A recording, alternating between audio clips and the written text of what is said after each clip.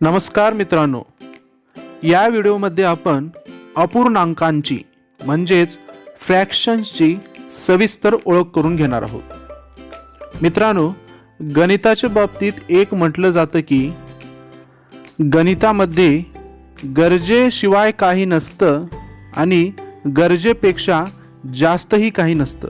म्हणून आपण प्रथम हे समजून घेऊ की गणितामध्ये अपूर्णांकांची गरजच का पडली। मित्रांनो, खालील वर्तुळाकार चकतींचे निरीक्षण करा। येथे किती वर्तुळाकार गोल आहेत? एक। पण हे गणिती भाषेमध्ये संख्याच्या रूपामध्ये आपण हे असे लिहितो। या वर्तुळाकार चकत्या किती आहेत? मोजा। 4 आहेत। पण 4 हे आपण गणिताच्या भाषेमध्ये संख्याच्या रूपामध्ये असे लिहितो। हे चौकोन मोजा। इथे एकूण 7 चौकोन आहेत। 7 आपण गणिताच्या भाषेमध्ये संख्याच्या रूपामध्ये असे लिहितो। 3 चौकोन घेऊ। चौकोन 3 आहेत हे समजण्यासाठी आपण गणितामध्ये संख्याच्या भाषेमध्ये 3 असे लिहितो। येथे आपण वस्तू पटापट मोजलो व संख्याच्या रूपामध्ये त्यांना गणिताच्या भाषेमध्ये व्यक्तही केलो। हे आपल्याला खूप सोपे वाटले, कारण या आकृत्या किंवा या वर्तुळाकार चकत्या पूर्ण आहेत। त्यांना पाहून गणितामध्ये त्यांना संख्याच्या रूपामध्ये व्यक्त करणे सोपे आहे। मित्रांनो, पण जेव्हा आपण या पूर्ण वर्तुळाकार चकत्यांचे किंवा या पूर्ण चौकोनांचे भाग किंवा तुकडे घेऊ, म्हणजेच यांचे पार्ट्स घेऊ, तेव्हा ह्यांना मोजणे इतके सोपे असेल का? किंवा गणितामध्ये संख्याच्या रूपामध्ये त्यांना व्यक्त करणे इतके सोपे असेल का? आता या वर्तुळाकार चकतीचे निरीक्षण करा। हे वर्तुळाकार चकती पूर्ण आहे म्हणून त्याला आपण एक म्हटलं आणि गणितामध्ये संख्याच्या रूपामध्ये त्यांना व्यक्तही केलं। समजा याचे 2 समान तुकडे किंवा 2 समान भाग केले, तर या प्रत्येक भागाला किंवा या प्रत्येक तुकड्याला गणिताच्या भाषेमध्ये संख्याच्या रूपामध्ये कसे व्यक्त कराल? आपण जाणतो की हा भाग किंवा हा तुकडा पूर्ण नाही, अर्धा आहे। पण अर्धा गणिताच्या भाषेत संख्याच्या रूपामध्ये कसे व्यक्त करावे? समजा या वर्तुळाकार चकतीचे आपण 4 समान भाग केले व त्या 4 समान भागापैकी एकच भाग मोजायला घेतला, तर हा भाग पाव भाग असतो हे आपण जाणतो। पण पाव भाग हे गणितामध्ये संख्याच्या रूपामध्ये कसे लिहाल? मित्रांनो, अशा प्रकारचे पूर्ण वस्तूचे किंवा पूर्णाचे भाग किंवा तुकडे जे अपूर्ण आहेत त्यांना संख्याच्या रूपामध्ये व्यक्त करण्यासाठी गणितामध्ये अपूर्णांक संख्यांची गरज असते। म्हणून अपूर्णांक किंवा फ्रॅक्शन्स या नवीन संख्या समूहाची निर्मिती गणितामध्ये झाली। आता इथे लक्षात घ्या, अर्धा आपण संख्याच्या रूपामध्ये असे लिहितो। हा एक अपूर्णांक आहे।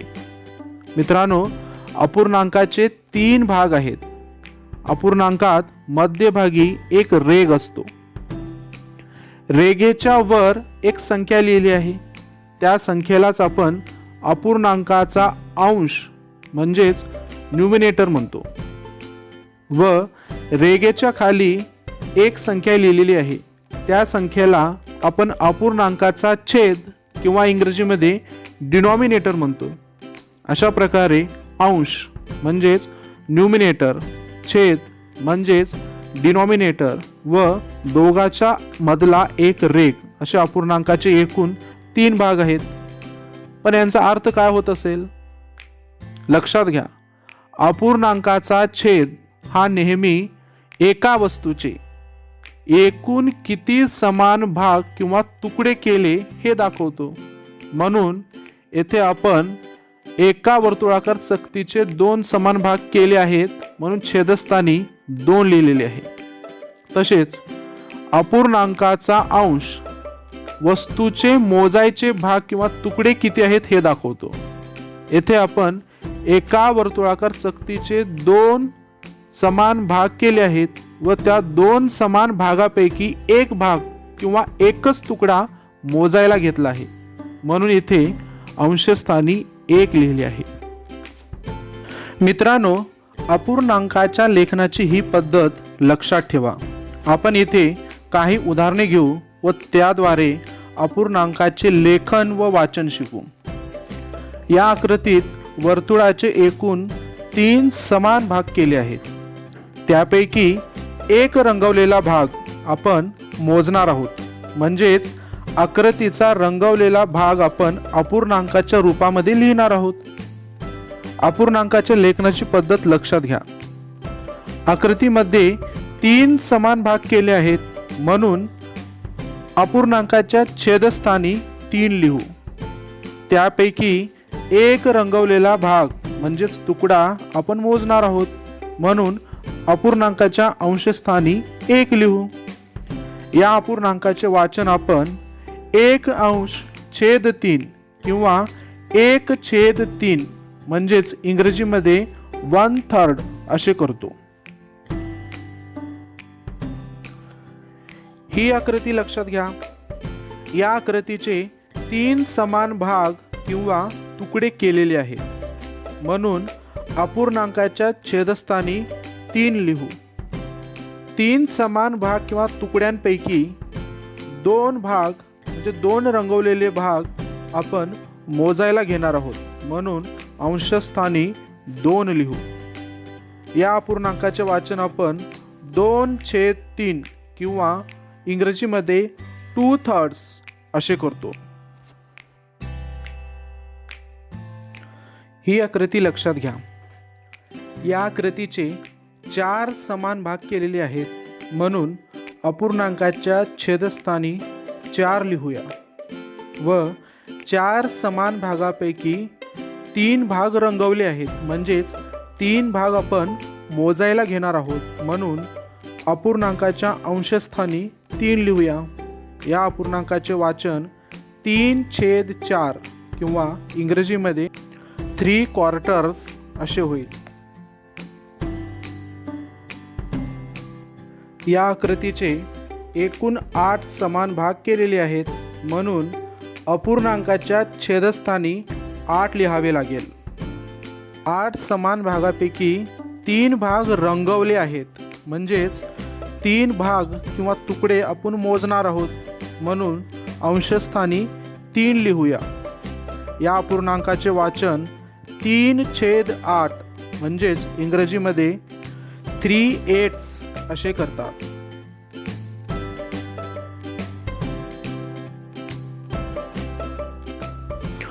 या आकृतीचे एकूण 3 समान भाग केलेले आहेत व एक भाग किंवा तुकडा रंगवलेला आहे. मित्रांनो, आकृतीवरून रंगवलेला भाग अपूर्णांकाच्या रूपामध्ये लिहिता येईल का? नाही, कारण येथे वर्तुळाकार चकतीचे केलेले 3 भाग समान नाहीत. मित्रांनो, लक्षात ठेवा, कोणत्याही वस्तूचा भाग किंवा तुकडा अपूर्णांकाच्या रूपामध्ये व्यक्त करायचा असेल तर त्या वस्तूचे त्या भागा एवढे समान भागामध्ये विभागणी करणे आवश्यक आहे. इथे वर्तुळाकार चकतीचे केलेले 3 भाग समान नाहीत, त्यामुळे रंगवलेला भाग आपण अपूर्णांकामध्ये लिहू शकत नाही. आकृतीवरून रंगवलेले व न रंगवलेले भाग अपूर्णांक रूपात लिहा. या आकृतीचे एकूण 5 समान भागात विभागणी केली आहे, म्हणून छेदस्थानी प्रत्येक वेळी 5 येईल. 5 समान भागापैकी 3 भाग रंगवलेले आहेत, म्हणून रंगवलेला भाग होईल 3/5. तसेच 5 समान भागापैकी 2 भाग रंगवलेले नाहीत, म्हणून न रंगवलेला भाग होईल 2/5. या आकृतीचे एकूण 8 समान भाग केले आहेत, म्हणून छेदस्थानी 8 लिहिता येईल. 8 समान भागापैकी 3 भाग रंगवलेले आहेत, म्हणून रंगवलेला भाग होईल 3/8. तसेच 8 समान भागापैकी 5 भाग रंगवलेले नाहीत, म्हणून न रंगवलेला भाग होईल 5/8.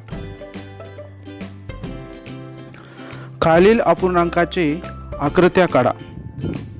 पहिला, या अपूर्णांकाचे वाचन 2/3 असे होईल. अपूर्णांकाच्या छेदस्थानी 3 व अंशस्थानी 2 आहे. याचा अर्थ असा होतो, वस्तूचे 3 समान भागात किंवा तुकड्यामध्ये विभागणी करायची आहे व त्यापैकी 2 भाग घ्यायचे आहेत किंवा 2 भाग मोजायचे आहेत. वस्तूच्या रूपामध्ये आपण एक चौकोन घेऊया. चौकोनाचे 3 समान भागामध्ये विभागणी करूया. त्यापैकी 2 भाग किंवा तुकडे रंगवू. रंगवलेले भाग 2/3 एवढे आहे. दुसरा, या अपूर्णांकाचे वाचन 3/5 असे होईल. अपूर्णांकाच्या छेदस्थानी 5 व अंशस्थानी 3 आहे, म्हणजेच आपल्याला वस्तूचे 5 समान भागामध्ये विभागणी करून त्यापैकी 3 भाग मोजायला घ्यायचे आहेत. इथे वस्तूच्या रूपामध्ये आपण एक वर्तुळाकार चकती घेऊया. वर्तुळाकार चकतीचे 5 समान भागामध्ये विभागणी करू व त्यापैकी 3 भाग किंवा 3 तुकडे रंगवू. रंगवलेले भाग 3/5 एवढे आहे.